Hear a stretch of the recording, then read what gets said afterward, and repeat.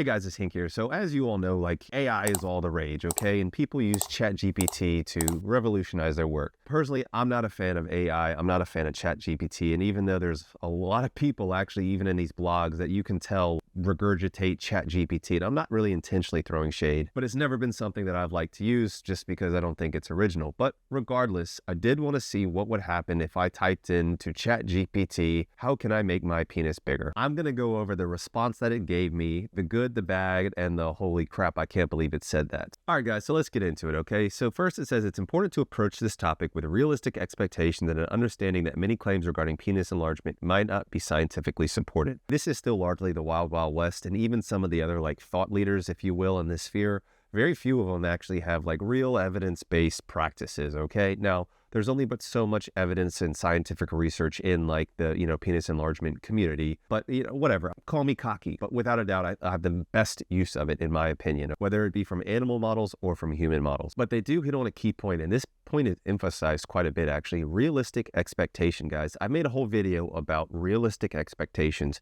because even some of the people like on Reddit and whatnot, they're like, oh, in a year, you can get a ½ an inch in girth and a full inch in length. I don't think that that's reasonable. And even on my Hink trial, there was some very good gains, but it was nowhere near an inch in length. The problem with that is that if you expect an inch in length and you only get a ½ an inch, you're going to be disappointed. Where if you expect a ½ an inch and you get 3/4 of an inch, you're going to be ecstatic. But just realistic expectations are very key. Off the jump, ChatGPT starts shitting the bed. The very first thing it says is surgery. There is actually very limited data of any kind of safety and efficacy of any kind of penile enlargement surgery. So that is arguably like one of the worst things they could put first, because it has basically the least bang for the buck, especially when we're talking about erect gains, and the highest risk ratio. Hate this already. But it says penile lengthening surgery involves cutting the suspensory ligament of the penis. I've talked about this on many different videos, including like my definitive guide to penis enlargement video that I made before. When you cut the suspensory ligament, what it does is it allows the penis to hang down a little bit longer, and there's going to be some safe for work graphics that Cali's going to put on the screen. It does make your flaccid penis bigger. Without a doubt, it does. But the problem is, number one, it doesn't increase the size of your erect penis, so your actual penile tissue is the same amount. And number two, the suspensory ligament is necessary for stabilizing the penis, okay? So if you cut that ligament, you increase your risk of things like a penile fracture, where, you're engaging in some activities and the girl comes down on your D at an angle and it literally bends and breaks your tunica, and your D literally looks like an eggplant, and not in a good way because of the color and the shape, because all of the bruising and the bleeding that have come into your skin. It's a surgical emergency and it requires surgery to fix. Horrible situation that you're going to be at more risk of because of surgery. Next, it talks about girth enhancement surgery. So it involves fat grafting is the first thing they say. Guys, fat grafting, literally, here's a paper that shows that you can literally get what's called a fat embolus, where your fat goes into your circulatory system, goes to your heart, and kills you, okay? You can die from a fat graft. It is literally one of the worst types of injections that you could get into your penis. And next, it talks about implants. Guys, implants like the Penile implant have very poor satisfaction rating, okay? You have things like, number one, like you're just implanting this thing that your shaft enlarges, but your head stays the same size. So you look like one of those Koopa Troopers from Mario, where they have this like little tiny head and these wide shoulders. It does not look very cosmetic. You can have these like literally the sutures around the rim of your penis can break. You can have infection, and oftentimes you have to get it removed, and that leads to more scarring and atrophy, so you end up with a smaller penis than when you started. If you don't believe me, don't listen to me, fine. Just go to r/Penuma on Reddit and read the stories that these guys have. I have had clients that have had the Penile implant removed and are coming to me to try to help them just regain what they lost through that process. So please trust me when I say never do fat injections and never do an implant. The two most common things that ChatGPT recommends. And then they also don't mention hyaluronic acid, which is literally the only type of filler that I think would be even remotely reasonable to use. And actually, if you haven't seen my video, hyaluronic acid injections into the head or the glands of the penis can lead to a bigger glands or a bigger penis, but also increase how long you can last in bed by up to 10 times, guys. And so there's real science behind it, and overall it's safe and very well tolerated. However, there are still some cosmetic issues. Sometimes you get some nodules that form, but still, guys, I can't believe they didn't mention that first. But it's ChatGPT, okay? That's why it's ChatGPT. It's not a human. You need human to analyze these things. Number 2 is pills and supplements. ChatGPT, like, what are you smoking, dude? Dick pills don't work, guys. They don't. So all of those like corn ads, whether it be a gummy or whether it be, oh, this one simple trick with apple cider vinegar into the prostate or whatever they had. I mean, so I've heard, I don't go on those sites, but it doesn't work, guys. Pills do not work. Now, with the exception of things like Viagra or Cialis, because those pills can improve erection quality. And like you can read in this paper here, by improving erection quality, you can increase the size of your penis by about 1.8 centimeters, but that's not increasing your tissue. That's just maximizing what you have. And if your D is increasing by almost an inch by the use of something like Cialis or Viagra, you have very poor erection quality. You need to do things like lifestyle changes, do cardiovascular activity, avoiding things like nicotine to help improve your natural erection quality, guys, okay? Because there's no reason why it should be that big of a difference. But that's the only thing that can actually make your D bigger, but it's through maximizing erection quality, not through increasing your actual size of your actual tissue. Number 3, they say pumps. And they say vacuum pumps can temporarily increase size by drawing blood into the penis. This method is often used for erectile dysfunction and should be used with caution to avoid injury. This is a very like Rena Malik-esque approach to vacuum pumps. Guys, I have an entire pumping playlist where I break down even things such as the amount of pressure you need to use, how long your set time needs to be, all of that. Okay, and if you don't want to search through my videos, of course, guys, I have my enlargement course where I can teach you how to put on over an inch in length and over half an inch in girth, okay, like I did. I put on 1.5 inches in length and over an inch in girth. Vacuum pumps do work to enlarge your size. There is clinical evidence in the sense that there is a paper that's called Permanent Non-Surgical Penile Enlargement, where they actually do it manual stretches combined with a pump, and there's the P-Long trial. This is a trial that used a combination of actually an extender and a pump and actually PRP shot, and showed that there was over 1/4 inch, maybe even 1/2 inch in girth over a 6-month period of time through using those methods, in addition to using the extender to increase your length by about, I think in that study, it was like 3/4 inch, okay? So proven, published trial. And it's funny because I bring this up all the time, but Rena Malik was actually one of the physicians who contributed to the accrual of that trial, but yet she says there's no evidence for pumps working. So I get it, it's just not pumps alone.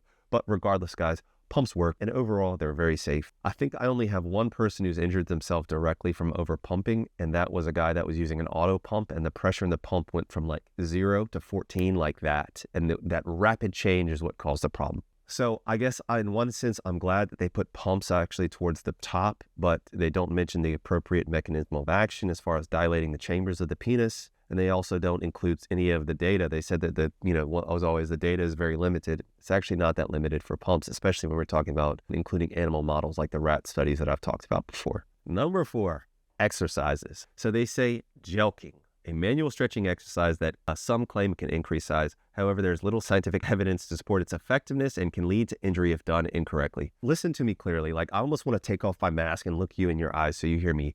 Do not jelq, okay? I don't care who you hear it from. I know BD has some like videos or techniques where it's like mod jelqing.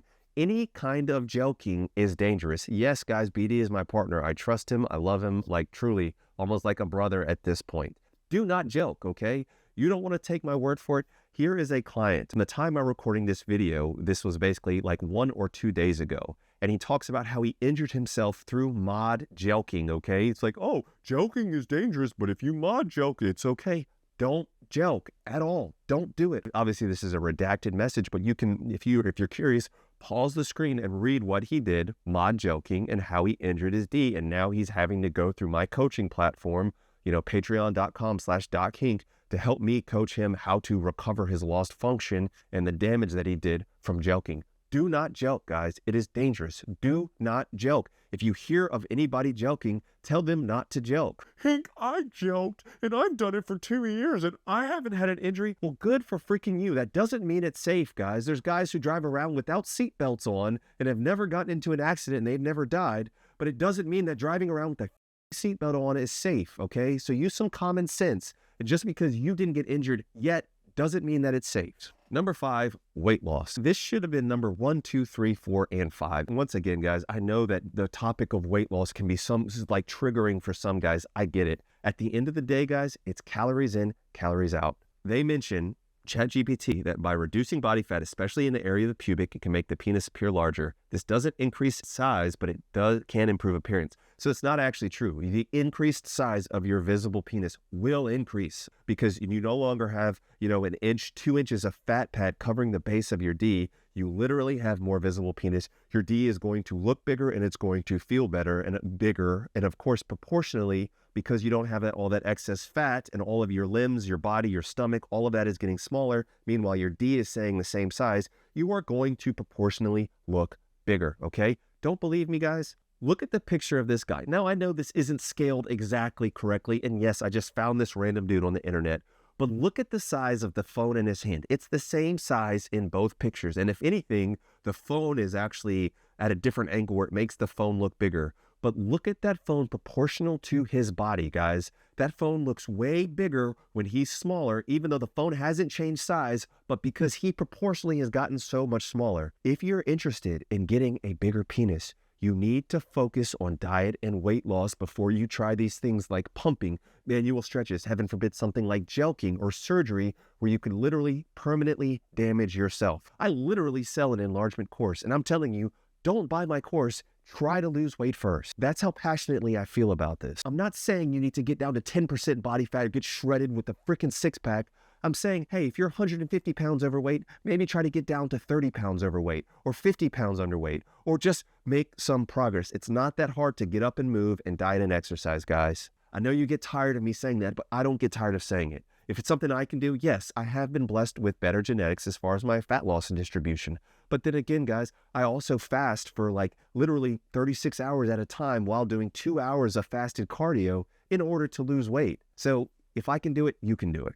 Next, they mention counseling or therapy. It says sometimes concerns about size can stem from psychological issues. Speaking with a therapist or counselor can address body image. So once again, this is not going to make your D bigger, but I think this is actually a pretty valid point. And one of the things that I try to do with this channel, besides physically helping you make your D bigger in the safest and most scientifically backed approach possible, but I also want you to understand real size statistics. And I'm sure guys get tired of me saying the same thing over and over. But if I had known, and if I had truly believed that the average size of a penis, which it is about 5.2 inches bone pressed, before I started PE, I might not have gotten into this because I would have had a better understanding of where I am, how I'm ahead of the curve, and regardless of all the corn and crap that I've watched, no, I'm actually in a good position. So guys think their D is small, even though it's either average or oftentimes even above average. So to me, that is a form of counseling, is like truly understanding that and truly believing that. But guys, this is why I have so many clips about me talking about like women talking about what is their ideal size,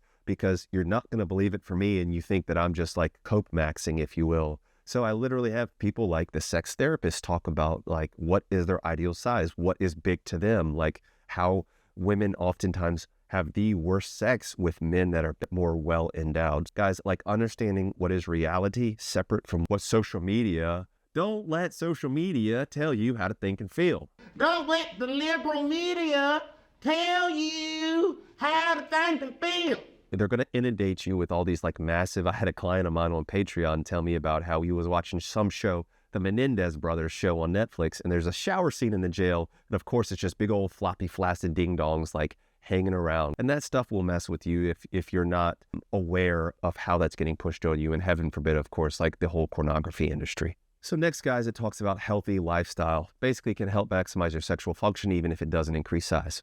I would argue, guys, once again, if you're a couch potato and you're very obese and you have poor blood circulation and maybe borderline diabetic and you lose your weight and you actually get into good cardiovascular shape, that is going to increase the size of your penis by maximizing your blood flow and maximizing your overall penile health, okay? Similar to something like Viagra would do. And also, obviously, if you're getting into shape, you're losing fat, more visible penis, etc. And guys, I will die on this hill. The argument that people make, I get it. If you're tracking your length, bone pressed measurements, without a doubt, most important, guys. Outside of that, it's stupid. And that is cope, okay? That's my bias, guys. If you have a 7-inch ding dong and you have 2 inches of fat pads, so only 5 inches is visible, and you're like, oh, I don't understand why I don't feel bigger. Really? That's why you don't feel bigger. That's why you still have insecurity issues, because 2 inches of your penis is covered from fat pads. So that's also why I feel so passionate about it. Guys, I'm not trying to shame. I get tired of these arguments about like, oh, what matters more, bone pressed or non-bone pressed? And I made a bunch of videos on it, but I digress, guys. Healthy lifestyle Also, you have to keep in mind, guys, if you live an unhealthy lifestyle, it can literally shrink your penis, okay? There's a Healthline article, but it literally talks about the ways that your penis literally shrinks from things like nicotine, aging, lack of testosterone. I've made other videos on it before, guys. But literally, your penis health is reliant upon your physical health. So that's why it's important to be in shape as well. And finally, they close with important considerations. Consult a doctor. Guys, if you go see your average practitioner, your average general practitioner, and ask them about penis enlargement, they are not going to know a damn thing. It would blow your mind how many stupid doctors there are. Maybe it wouldn't. Part of the reason why I have my hard flaccid course and my injury coaching, as well as enlargement coaching through my patreon.com/DocHink, is because these guys will go see a doctor, they do a little minuscule exam, they're like, oh, you're fine, here's some Viagra. And they don't do appropriate workup, and these guys aren't getting helped. Even in my course, it's like, okay, these are the things you need to do to prevent injury, and these are the things you need to do if you get injured. These are the things you need to discuss with your provider, and things that you need to advocate for, things like, imaging when necessary, like ultrasounds, MRIs, CAT scans, when applicable. They also emphasize realistic expectations. I can't emphasize that enough, guys. I can't emphasize that enough. In my opinion, if you're doing enlargement and you're doing it safely, you should expect 1/2 inch in length in a year and 1/4 inch in girth in a year. Could you exceed that? Yes. But if you have these grandiose ideas that you're going to get 2 inches in a year, you're going to be sadly disappointed. And that's why the attrition rate, or people dropping out of PE, even the Hink trial, is so high, because people don't realize how hard it is to literally pull on your D for, an hour every day in order to get even as little as 1/2 inch in a year. So please have realistic expectations before you go into this. For me, I had said before I started this, if I could have got 1/4 inch, I would have been the happiest man on the planet. And when I got that 1/4 inch, I was like, this is the best day of my life. And I still feel that way about enlargement, but I had major pathology about the size of my ding dong. For some reason, I'm choosing to say ding dong a lot in this video rather than pee-pee, but I got to keep you guys on your toes.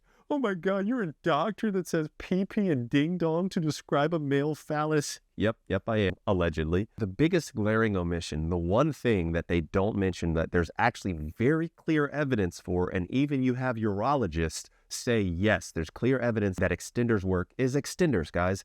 ChatGPT fails to mention extenders whatsoever. Let me know what you think about this video. Personally, once again, I don't like ChatGPT. Now, I'm not going to act like there's not certain utility for ChatGPT when asking very specific questions or very specific calculations, sure, but please don't rely on ChatGPT too much. And when you see guys that are on Reddit that clearly have just copy and pasted from ChatGPT to make a post, call them out on it, guys. I'm not trying to start any drama. You need to have independent thoughts and assessment, because there's errors kind of like with this. Let me know what you think. If you want to support me, all the links to my course, my merch, #AcornGang, baby, gang, is all in the description. Of course, ways to support Cali. I love you guys. I can't thank you enough for all the support. Remember, guys, be the best version of yourself.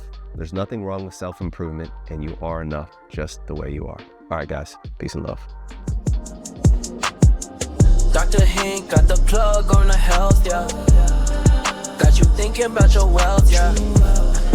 In his office, no stealth, yeah. Pinnacle of that below the belt, yeah. Checks and balance, he's managing. Working miracles, no damage. Got you covered, no panicking. Steady calm. In the clinic, no vanishing. Yeah, with Doc Hink, it's the way back.